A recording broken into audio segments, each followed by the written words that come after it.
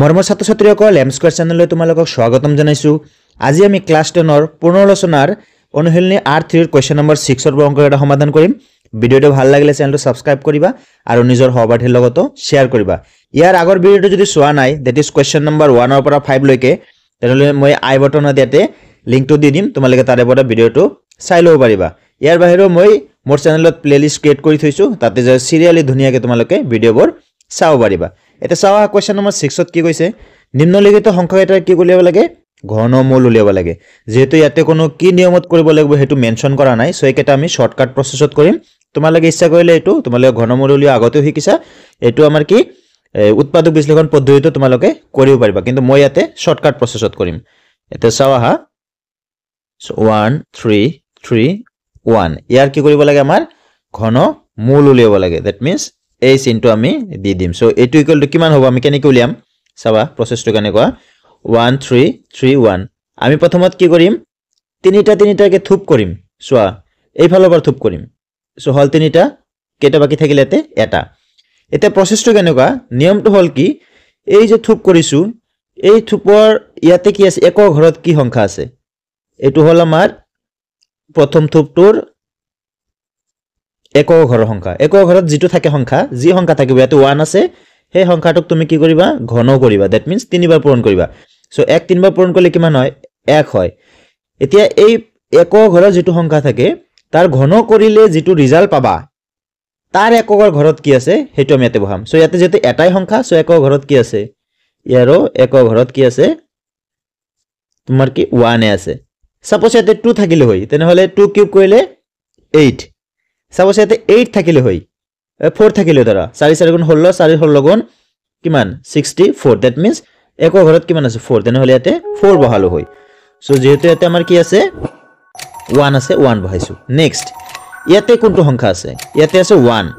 তেনেহলে এইটো কি কৰিব লাগিব, এনেকুৱা কি সংখ্যাৰ ঘন কৰিলে একৰ সমান বা তাতকৈ অলপ কম হয় সেই সংখ্যাটো ইয়াতে ল'ব লাগিব। সো আমি চাও, সো 1 কিউব কৰিলে 1, 2 কিউব কৰিলে 8। এটা চোৱাচোন একৰ ওচৰত কোনটো সংখ্যা হয়, 1 হয়। দ্যাট মিন্স কাৰ ঘন কৰিছো, একৰ ঘন কৰিছো, 1 ৰ ঘন কৰিছো। সো 1 এতে বহাই দিয়া। সো কিমান পালো, a1 আৰু a1। দ্যাট মিন্স ইয়াৰ ঘনমূল কৰিলে কিমান হ'ব, 11 হ'ব। এনেকে আমি এক্সাম্পল কেটা চালে তোমালোকে গম পাবা। সো নেক্সট চাম আমি, দ্যাট ইজ 1728। সো 2 নম্বৰত কি আছে, 1728 ৰ ঘনমূল উলিয়াব লাগে। সো এনেকে লিখি ললো 1728 আৰু দুটা থুপ কৰিলো, এটা এনেকে আছে, দুটা মানে তিনিটা থুপ কৰিব লাগে। সো এটা তিনটা আছে আৰু এটা আছে, এই দুটা থুপ। সো ইয়াৰ একৰ ঘৰত কি আছে, ইয়াৰ একৰ ঘৰ আছে 8। সো আমি কি কৰিব লাগিব, 8 কিউব কৰি তাৰ একৰ ঘৰত কি আছে এটো চাব লাগিব। 8 কিউব কৰিলে কিমান হ'ব, 8 8 গুণ 64 পূৰণ আৰু এটা 8 কিমান হ'ব, 4 8 গুণ 32। 2 হাতত থাকিল 3, 6 8 গুণ 48 আৰু 3 1 50। আমি এইখিনি নকৰিলেও হয়, জাস্ট আমাৰ এইটো হে লাগে, একৰ ঘৰটো লাগে। সো 2 বহালো। এতিয়া 1 টো তলৰ ভাগতে পালো, 1 কিউব মানে 1, 2 কিউব মানে 8। দ্যাট মিন্স কোনটো হ'ব 1, এই 1 টো হ'ব। সো দ্যাট মিন্স এইটো হ'ব আমাৰ 12। বুজি পালা। এতিয়া আমি 3 নম্বৰটো চাম। 3 নম্বৰত আছে আমাৰ 2197 ইয়াৰ লাগে। সো একে 2197, এইটো 3 থুপ, এইটো 3 থুপ, একৰ ঘৰত কিমান আছে 7। সো 7 কিউব, দ্যাট মিন্স 7 3 বাৰ পূৰণ কৰিলে কিমান হ'ব, 7 7 গুণ 49 আৰু 7 হয় না, 49 আৰু 7 কিমান হ'ব, 7 9 গুণ 63 3। বাকিখিনি আৰু কৰিব নালাগে, একৰ ঘৰত কিমান পালো 3। এতিয়া আছে 2। চোৱা 1 কিউব কৰা 1, 2 কিউব কৰা 8, কোনটো 2 ৰ ওচৰত, একে 2 ৰ ওচৰত। So that means car cube কৰি 1 পাইছো 1 ৰ। সো ইয়াতে হ'ব 1। সো ইয়াৰ ঘনমূল হ'ব কিমান 13। নেক্সট কিমান আছে, 4 নম্বৰ আছে 2744 ইয়াৰ কিউব ৰুট লাগে হয় না। সো ইয়াতে আমি কৰিম 2744। এটো চোৱা 4 3 বাৰ পূৰণ কৰিলে কিমান হয়, 4 4 গুণ 16, 4 16 গুণ 64 64। একৰ ঘৰত কিমান আছে 4। সো ইয়াতে 4 বহাম। 2 টো এই মাত্ৰই কৰিলো। চোৱা 2 টো কিমান হয় 1 হয়। সো এটো কিমান হ'ব 14। সো ইমানৰ ঘনমূল কিমান 14। সো একেবাৰে সহজ, এইটো যদি আমি কি উৎপাদক বিশ্লেষণ পদ্ধতিত কৰিব যাও বহুত ডাঙৰ হ'ব সো কেতিয়াবা যেতিয়া 1 নম্বৰৰ কোৱেশ্চন থাকে তে তুমি এই প্ৰসেছত কৰি দিবা আৰু যদি নিয়ম উল্লেখ থাকে যে শৰ্টকাট মেথডত কৰা তেনেহলে এইটো মেথডত কৰিব লাগিব আৰু যদি এনেকৈ লিখা থাকে যে উৎপাদক বিশ্লেষণ পদ্ধতিত কৰা তেনেহলে ডাঙৰ মেথডত কৰিব লাগিব সো এতিয়া আমি নেক্সট কোৱেশ্চন নম্বৰ 7 লৈ যাম সো সোৱা কোৱেশ্চন নম্বৰ 7ত কি আছে উৎপাদক বিশ্লেষণ পদ্ধতিৰে ঘনমূল নিৰ্ণয় কৰা এবাৰ কৈ দিছে উৎপাদক বিশ্লেষণ সো উৎপাদক বিশ্লেষণ পদ্ধতিতে তোমাক কৰিব লাগিব এটো কি হ'ব এটো লং মেথড অলপ আগত যে কৈছিলো অলপ আগৰ অংক কেটাও এনেকে আমি কি কৰিব পাৰো সেম প্ৰসেছত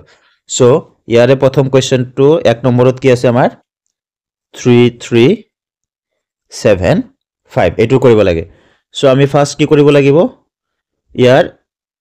উৎপাদক বিশ্লেষণ কৰিব লাগিব সো 3375 সো আমি কি মানে দিব পাৰো 3 দিব পাৰো একৰ মাজত একবাৰ 3 মাজত একবাৰ যাব 3 মাজত একবাৰ যাব 75 কিমান বাৰ যায় 25 বাৰ যায় আমি গম পাও হয়না আকৌ কিমান দি যাব 3 বাৰ যাব 11 মাজত কেইবাৰ যায় 3 3 গুণ 9 থাকিল কিমান 2 হয়না 11 পৰা 9 বাদ দিয়ে 2 22 3 7 গুণ 21 থাকিল 1 15 3 5 গুণ 15 আকৌ দিয়া 3 দি 3 1 গুণ 3 3 25 75 এটা 5 বাৰ দি যাব 5 25 গুণ 125 এটা 5 বাৰ দি দিয়া 5 5 গুণ 25 সো আমি কি দেখা পালো যে ইয়াক ভাঙিলে আমি কিমান পাও therefore 3375 is equal to কেইটা 3 সোয়াসুন 1 2 3টা 3 that means 3 cube into ইয়াতে কেইটা 5 আছে 1 2 3টা 5 so that means কি হল 5 cube so এতিয়া 3375 ঘনমূল লব দিছে so এনেকে দিবা cube roots into দিবা এটো দিলা this 3 cube to 5 cube যেহেতু ঘনমূল লব দিছে জিকেটাৰ ওপৰত কিউব থাকবে হেকেটা বাহিৰত আহি যাব সো 3 এৰ ওপৰত কিউব আছে সো এটো কাটা যাব বাহিৰত আহি যাব 5 এৰ ওপৰত কিউব আছে এটো কাটা যাব সো কি হৈ যাব বাহিৰত আহি যাব সো 3 5 গুণ কিমান হল 15 that means 3375 এর ঘনমূল হল 15 বুজি পাইছা এতিয়া আমি চাম 4913 কোৱেশ্চন নম্বৰ 2 সো তোমালোকে কেনেকৈ উৎপাদক বিশ্লেষণ কৰিব লাগে এটো গমে পোৱা সো 2 নম্বৰত 4913 আছে সো মই ভিডিওটো পজ কৰি এটো কৰি দিম তোমালোকে চাই লবা সো আমি 4913 যদি ভাঙি দিও উৎপাদক বিশ্লেষণ কৰো এনেকুৱা পাও সো আমি কি লিখিম therefore 4913 is equal to 3টা 70 পাইছো হয় না so that means 17 cube so therefore 4913 ঘনমূল কৰি দিয়া 17 cube কিমান হ'ব এটো উঠি যাব থাকিব 17 এতিয়া আমি কোৱেশ্চন নম্বৰ 3 চাম সো কোৱেশ্চন নম্বৰ 3 ত আছে 9261 সো প্ৰথমতে আমি 9261 এৰ উৎপাদক বিশ্লেষণ কৰি লও সো আমি 9261 এৰ যদি উৎপাদক বিশ্লেষণ কৰো আমি কি পাও 3টা 3 আৰু 3টা 7 পাও সো এনেকে লিখি লম আমি therefore 9261 is equal to 3টা 3 that means 3 cube আৰু 3টা 7 that means 7 cube so therefore 9261 cubic root of যদি লিখো এনেকে this is 3 cube আৰু এটো কি 7 cube so কি ওলাব 3 ওলাব আৰু এৰ পৰা 7 ওলাব so কি হ'ব 3 7 গুণ 21 that means 9261 এর ঘনমূল কিমান 21 এটা আমি 4 নম্বৰ কোৱেশ্চনত যাম 13824 so 4 নম্বৰত আছে 13824 so 13824 এৰ প্ৰথমতে আমি কি কৰি লও উৎপাদক বিশ্লেষণ কৰি লও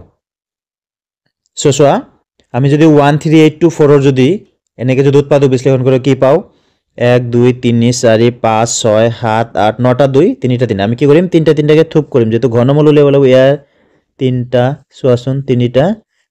এনেকে দিনা তোমালোকে আজবৰ নিদিবা তোমালোকে বুজাৰ কাৰণে এনেকে দি দিছো সো আমি কি লিখিব পাৰো therefore 13824 এটোৰ কাৰণে এটা কিউব 2 কিউব এটোৰ কাৰণে এটা 2 কিউব এটোৰ কাৰণে এটা 2 কিউব আৰু এটোৰ কাৰণে 3 কিউব so therefore 13824 এর ঘনমূল cube this is 2 cube 2 cube 2 cube and 3 cube যেটো ঘনমূল জিকেটাৰ ওপৰত কিউব আছে গটেকেটাৰ ওপৰত আছে সো গটেকেটা বাহিৰত আহি যাব সো এটো 2 আহি যাব ইয়াৰে পৰা এইটো 2 আহি যাব ইয়াৰে পৰা এইটো 2 ইয়াৰে পৰা এইটো 3 গটেকে পূৰণ কৰিলে কিমান হ'ব 2 2 4 4 2 8 3 8 গুণ 24 সো ইয়াৰ ঘনমূল কিমান হ'ব 24 এতিয়া আমি next question that is question number 8 লৈ যাম এটা সোয়াসন কোৱেশ্চন নম্বৰ 8 কি কৈছে উৎপাদক বিশ্লেষণ নকৰাকৈ ঘনমূল অনুমান কৰি লিখা এই আমি 6 নম্বৰ কোৱেশ্চনত যে কৰিছিলো সেই প্ৰসেছত কৰিম শৰ্টকাট মেথডত দ্যাট ইজ উৎপাদক বিশ্লেষণ তুমি কৰিব নোৱাৰা নকৰাকৈ ঘনমূল নিৰ্ণয় কৰিব লাগিব সো অলৰেডি আমি 7 নম্বৰত এটো প্ৰসেছ শিকিছো সো 1 নম্বৰত আমাৰ কি আছে 1 2 1 6 7 ইয়াৰ ঘনমূল উলিয়াব লাগিব হয় না একেবাৰে সহজ সো দিস ইজ 1 2 1 6 7 কি কৈছিলো এই ফালৰ পৰা আমি থুপ কৰিম তিনটাকে তিনিটা আছে তিনিটা দিছো এতে তিনিটা নাই দুটা আছে সো দুটাৰ থুপ দিলো সো এতে এক ঘৰত কি আছে 7 আছে সো 7 তিনিবাৰ পূৰণ কৰি তাৰ এক ঘৰত যেটো থাকিব হেতু লিখিম সো 7 যদি তুমি তিনিবাৰ পূৰণ কৰা 7 7 গুণ 49 পূৰণ 7 49 পূৰণ 7 কিমান পাম আমি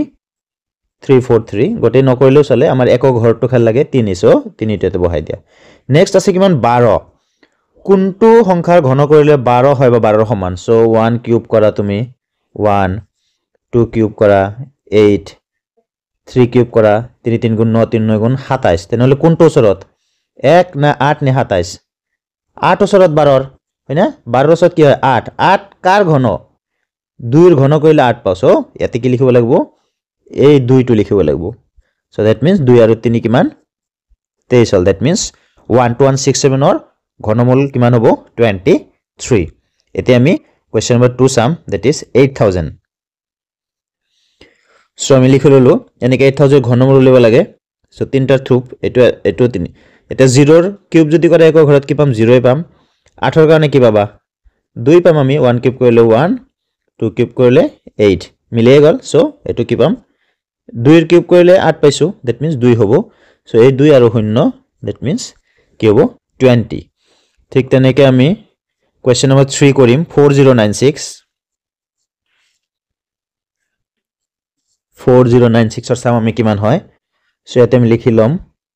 4096 সো এটো থুপ 6 কিউব কৰাছোন 6 6 গুণ 36 পূৰণ 6 6 6 গুণ কি হ'ব 36 হয়না 36 6 বাকিখিনি কৰা দৰকাৰ নাই দ্যাট মিন্স এক ঘৰত কি হ'ব 6 হ'ব এতে 4 1 কিউব মানে 1 2 কিউব মানে 8 4 এর ওচৰত কোনটো 1 নে 8 1 সো এটো কিমান হ'ব 1 1 এর কিউব কৰিলে 1 পাইছো দ্যাট মিন্স 1 হ'ব যাৰ কিউব কৰিলে হে সংখ্যাটো পাইছো হেতু হ'ব 1 এৰ কিউব কৰি 1 পাইছো সো 1 হ'ব সো 1 আৰু 6 কিমান হ'ব 16 নেক্সট আমি চাম 4 নম্বৰটো কি আছে 4 নম্বৰ আছে 5832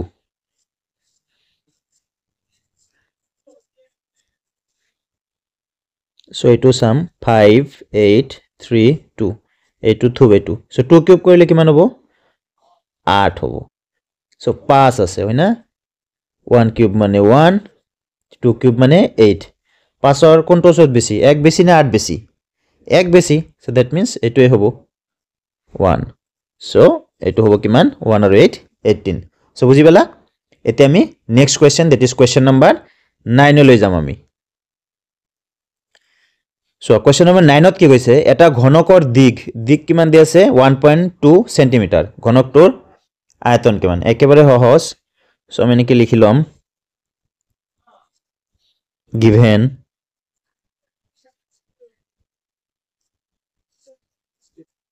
ঘনকৰ দিক 1.2 cm লিখিলো সেন্টিমিটাৰ ঘনকৰ আয়তন কিমান তোমালোকে জানা ঘনকৰ আয়তন হল l কিউব দিক কিউব therefore ঘনকৰ আয়তন is equal to দিক cube that means 1.2 centimeter whole cube centimeter to cube হৈ যাব so 1.2 এটো এনেকে লিখব পাৰি 1.2 cube centimeter cube that means 1.2 কি কৰিব লাগিব তিনিবাৰ পূৰণ কৰিব লাগিব so 1.2 তিনিবাৰ পূৰণ কৰিলে কিমান হ'ব so আমাৰ 1.2 into 1.2 into 1.2 লাগিব হয় না এটা so 12 12 গুণ 144 তাক আমি 12 দি পূৰণ কৰি দিও কিমান হ'ব 4 2 গুণ 8 14 2 গুণ 28 144 ৰ 1 দি পূৰণ কৰিলে 4 4 1 কিমান হ'ব এটো হ'ব 8 8 যোগ 4 12 2 হাতত থাকিল 1 4 2 6 1 7 আৰু 1 1728 কিন্তু মই পূৰণ কৰি দিছে কিমান কৰিব দিছে 1.2 1.2 1.2 দ্যাট মিন্স দশমিক কেই ঘৰ পিছত হ'ব ইয়াতে এক ঘৰ ইয়াতে এক ঘৰ ইয়াতে এক ঘৰ তিনি ঘৰ দ্যাট মিন্স ইয়াৰ পৰা 1 2 3 ইয়াতে বহাই দিয়া 1.728 so 1.728 সেন্টিমিটার কিউব হ'ব ইয়াৰ আয়তন সো বুজি পালা সো মৰমৰ ছাত্ৰ ছাত্ৰীসকল এতিয়া আমি next question that is question number 10 লৈ যাম তোমালোকে ভিডিওটো লাইক কৰি দিবা আৰু কমেন্টও কৰি দিবা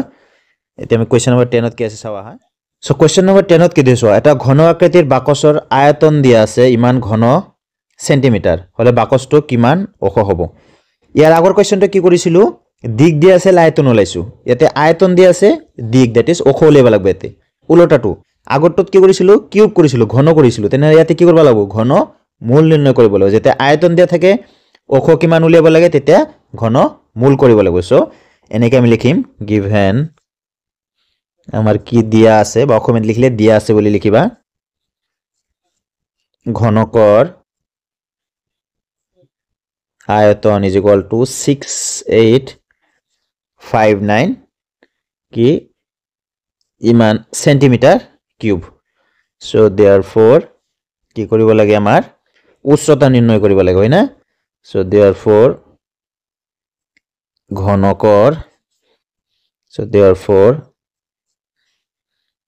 ঘনকৰ উচ্চতা 6859 যাই এটো ডাইৰেক্ট শৰ্টকাট এতে সেন্টিমিটাৰ বলি লিখি দিব কাৰণ এটোৰ ঘনক হলে কিমান হ'ব সেন্টিমিটাৰে হ'ব সো আমি কিমান পাম সাওহা মই দুটা প্ৰসেসটো কৰি দিম ঘনমূল উলিওৱা যেটো আমি দুটা প্ৰসেস শিকিছো সো এটা শৰ্টকাট প্ৰথমত চাই লও সাওহা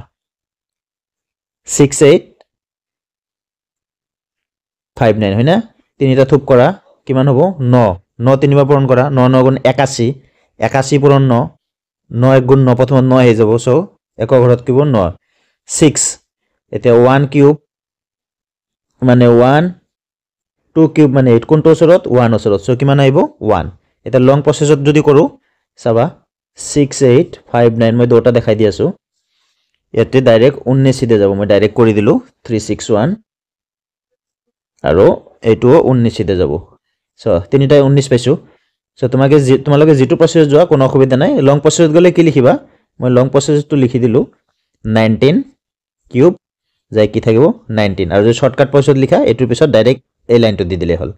সো ইমান কি হ'ব সেন্টিমিটার সো এটো হ'ব আমাৰ आंसर এটা এটো চ্যাপ্টাৰৰ last question that is question number 11 চাম আমি এতিয়া এটা চাওয়া কোৱেশ্চন নম্বৰ 11 ত কি আছে এতে পাঁচটা কোৱেশ্চন আছে এতে চাম প্ৰতিটো প্ৰশ্নৰ কাৰণে চাৰিটা উত্তৰ দিয়া আছে শুদ্ধ উত্তৰটো বাছি উলিয়াব লাগে 23 ৰ ঘনৰ একক স্থানৰ অংকটো কি হ'ব দ্যাট মিন্স 23 যদি কিউব কৰো তিনিবাৰ পূৰণ কৰো 23 একক স্থানত কি হ'ব দ্যাট মিন্স ইয়াৰ একক ঘৰত কি আছে 3 আছে 3 তিনিবাৰ পূৰণ কৰিলে একক ঘৰত যেটো আহিব হেটোই 3 3 গুণ 9 3 9 গুণ কিমান 3 3 3 3 3 গুণ 9 3 9 গুণ 27 এগৰ কিমান আছে 7 দ্যাট মিন্স এটো হ'ব आंसर তলৰ কোনটো পূৰ্ণ ঘন ইয়াৰ কাৰণে মই তোমালোকক এটা কি মই শৰ্টকাট প্ৰসেস এটা শিকাই দি আছো তলৰ কোনটো পূৰ্ণ ঘন চেক কৰাৰ কাৰণে এটা প্ৰসেস আছে প্ৰসেসটো চাবা প্ৰসেসটো কি বুলি কোৱা হয় যেনেকা মই প্ৰথমটো চেক কৰাই দিছো 652 ভালকে লক্ষ্য কৰিবা 652 আছে ইয়াক কি বুলি কোৱা হয় ডিজিট সাম বুলি কোৱা হয় ইংৰাজীত ডিজিট সাম মনত ৰাখিবা দ্যাট মিন্স কি অংক আছে 652 6 আছে 5 আছে 2 আছে গটেকেটা যোগ কৰি দিয়া 6 যোগ 5 যোগ 2 কিমান হল 5 6 11 আৰু 2 কিমান 13 5 6 11 12 13 এতে আকৌ 1 আৰু 3 আছে এতে 1 আৰু 3 আকৌ যোগ কৰি দিয়া কিমান পালা 4 এই ডিজিট সাম কৰাৰ পিছত তুমি যদি आंसर 1 or 8 or 9 পোৱা তেনে হলে কি হ'ব হেতু পূৰ্ণ ঘন হ'ব কিন্তু ইয়াতে কিমান পাইছো 4 পাইছো দ্যাট মিন্স হেতু পূৰ্ণ ঘন নহব নেক্সট টু চাও এটু 9 যোগ 3 12 3 15 5 আৰু 1 যোগ কৰিলে কিমান 6 এটু হ'ব নেকি নহব নেক্সট এটু চোৱা 3 4 7 3 10 সো 1 প্লাস 10 1 পাইছো না সো 1 আছে দ্যাট মিন্স এটোই উত্তর হ'ব এটো নিমিলিব চাবা 1 যোগ 2 2 হল 2 আছে নেকি নাই দ্যাট মিন্স এই ডিজিট সাম কৰাৰ পিছত যেতিয়া আইদাৰ 1 ওলালেও কি হ'ব হেতু হ'ব 8 ওলালেও হেতু পূৰ্ণঘন হ'ব 9 ওলালেও হেতু পূৰ্ণঘন হ'ব ইয়াতে এটাই আছে যে কি যত এটু মিলিছে এটু ফৰ্মুলাৰ লগত সো মনত ৰাখিবা এটু কি বুলি কোৱা হয় ডিজিট সাম বুলি কোৱা হয় কি ফাৰ্স্টত যেত কেটা অংক আছে গটে কেটা কৰিবা তাৰ পিছত যদি এনেকুৱা আছে হেতু কৰি দিবা লাষ্টত যাই কি হ'ব সিঙ্গেল ডিজিট থাকিব বুজি পাইছা নেক্সট আহিল কিমান সি 1000 ৰ কিউবিক ৰুট ঘনমূল কিমান একেবাৰে সহজ 1000 ৰ কি হ'ব কিউবিক ৰুট অফ 1000 মানে কি 1000 ৰ কি লিখিব পাৰি 10 কিউব সো এটো ৰুট হিচাপে থাকিব কিমান 10 কত আছে এটো হ'ব आंसर নেক্সট আছে যদি m, n ৰ ঘনমূল হয় তেন্তে n ৰ মান কিমান হ'ব m কৈছে n ৰ ঘনমূল তেন্তে n ৰ মান কিমান হ'ব একেবাৰে সহজ ৰবা মই তোমাক এখিনি মুছি তোমাক লগ বুজাই দি আছো এটা কাম কৰো এখিনি হৰু কৰি দিও সবাই তো কেনে কৰিম m কৈছে n ৰ যদি ঘনমূল হয় m কাৰ ঘনমূল m হল n ৰ ঘনমূল তেনে হলে n ৰ মান উলিয়াব লাগে চাবা এটুক আমি এনেকে লিখিব পাৰি m এটু 1/3 লিখো n টু দি পাৱাৰ 1/3 লিখিব পাৰি যেনেকে যদি বৰ্গমূল এটু থাকিলে হয় ইয়াক n টু দি পাৱাৰ 1/2 হিচাপত আমি লিখিব পাৰো এনেকে ঠিক এটুত কিউব আছে সো 1/3 লিখিব পাৰো এতিয়া তুমি কি কৰা বোথ সাইড কিউব কৰি দিয়া ইয়াতে কিউব কৰি দিয়া আৰু এটু কিউব কৰি দিয়া সো এটু কাটা যাব that means m cube n so n যাই কি হ'ব m কিউবৰ সমান হ'ব n ৰ মান কিমান হ'ব n কিউব সো এটু বুজি পালা এতিয়া next question that is question number e 8 ৰ ঘনমূল 27 ৰ ঘনমূল আৰু 64 ৰ ঘনমূল 8 ৰ ঘনমূল কিমান হ'ব 2 কিউব 8 সো 2 27 3 3 গুণ 9 3 9 গুণ 27 সো এটু হ'ব 3 আৰু 64 মানে কি 4 4 4 গুণ 16 4 16 গুণ সো হয়তো না 64 মানে কি 4 কিউব দ্যাট মিন্স এটু আৰু এটু উঠি যাব থাকিব কিমান 4 সো কিমান থাকিল 4 3 7 আৰু 2 কিমান 9 সো বুজি পাইছা মৰমৰ ছাত্ৰ-ছাত্ৰীসকল ভিডিওটো ভাল লাগিলে চেনেলটো সাবস্ক্ৰাইব কৰিবা আৰু নিজৰ সহপাঠীৰ লগতো শেয়াৰ কৰিবা তোমালোকৰ একোটা লাইক কমেন্ট মই কেনেকৈ আৰু ভিডিও বনাবলৈ অনুপ্ৰেৰণা যোগায় thank you for watching this video next ভিডিওত আকৌ লগ পাম